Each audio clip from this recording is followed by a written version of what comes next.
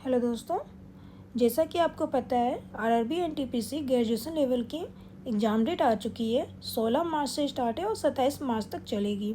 आज के इस वीडियो में उसी से रिलेटेड टोटल 20 प्रश्न है जो आपके एग्ज़ाम में हेल्प करेंगी।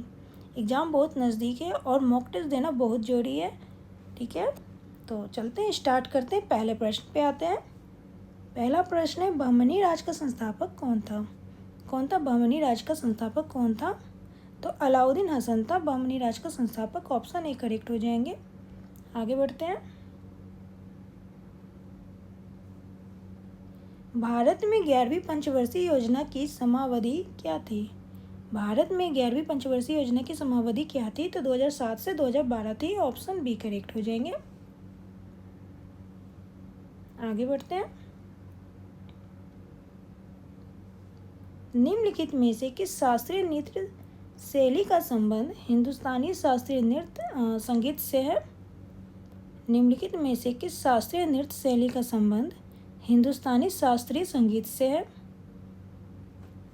तो कथक का संबंध हिंदुस्तानी शास्त्रीय संगीत से है। ऑप्शन डी करेक्ट हो जाएंगे। आगे बढ़ते हैं।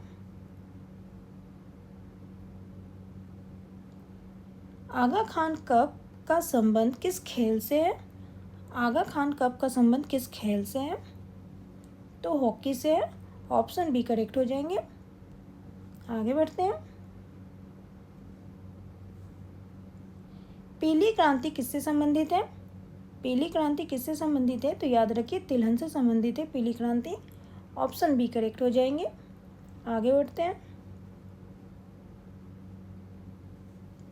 सत्यशोधक समाज के संस्थापक कौन थे? सत्यशोधक समाज के संस्थापक कौन थे? तो याद रखिए ज्योतिराव फूले थे सत्यशोधक समाज के संस्थापक। ऑप्शन सी करेक्ट हो जाएंगे। आते हैं अगले प्रश्न पे। प्रधानमंत्री उज्ज्वला योजना कब प्रारंभ की थी? प्रधानमंत्री उज्ज्वला योजना कब प्रारंभ की थी? तो याद रखिए 1 मई 2016 को की थी। ऑप्शन बी करेक्ट हो जाएंगे। आगे बढ़ते हैं। भारत में डच ईस्ट इंडिया कंपनी की स्थापना कब हुई थी? भारत में डच ईस्ट इंडिया कंपनी की स्थापना कब हुई थी? तो 1602 ईस्वी में हुई थी। ऑप्शन बी करेक्ट हो जाएंगे। आगे बढ़ते हैं। रंगास्वामी कप का संबंध किस खेल से है? रंगास्वामी कप का संबंध किस खेल से है? तो याद रखिए हॉकी से है। ऑप्शन ए करेक्ट हो जाएंगे।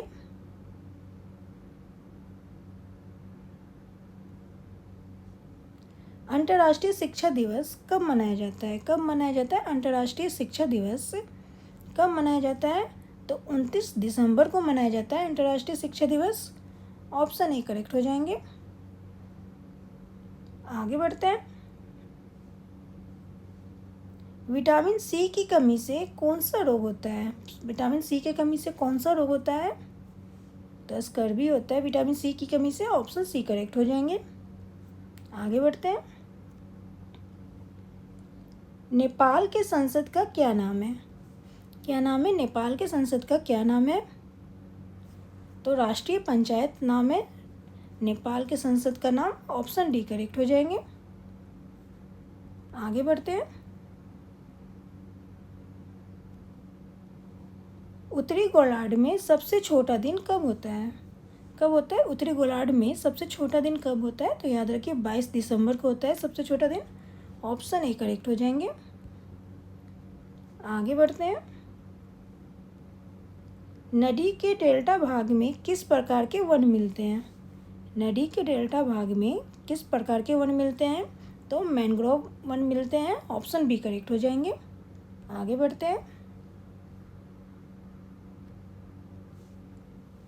अमृतसर की संधि पर किस वर्ष हस्ताक्षर किए गए थे? अमृतसर की संधि पर तो 1809 ईस्वी में किए गए थे। ऑप्शन सी करेक्ट हो जाएंगे। आगे बढ़ते हैं। गौतम बुद्ध का जन्म कहाँ हुआ था? तो याद रखिए लुम्बिनी में हुआ था गौतम बुद्ध का जन्म। ऑप्शन डी करेक्ट हो जाएंगे। आगे बढ़ते हैं। प्रथम महिला लोकसभा स्पीकर कौन थी? प्रथम महिला लोकसभा स्पीकर कौन थी? तो मीरा कुमार थी। ऑप्शन डी करेक्ट हो जाएंगे। आगे बढ़ते हैं। इनमें से कौन सा चाय उत्पादक राज्य नहीं है? इनमें से कौन सा चाय उत्पादक राज्य नहीं है? तो राजस्थान चाय उत्पादक राज्य नहीं है। ऑप्शन डी करेक्ट हो जाएंगे। आगे बढ़ते हैं। उस्ताद बिंदा खान का संबंध निम्नलिखित में से किस वाद्य यंत्र से था? उस्ताद बिंदा खां का संबंध निम्नलिखित में से किस वाद्य यंत्र से था? तो सारंगी वाद्य यंत्र से था। ऑप्शन डी करेक्ट हो जाएंगे।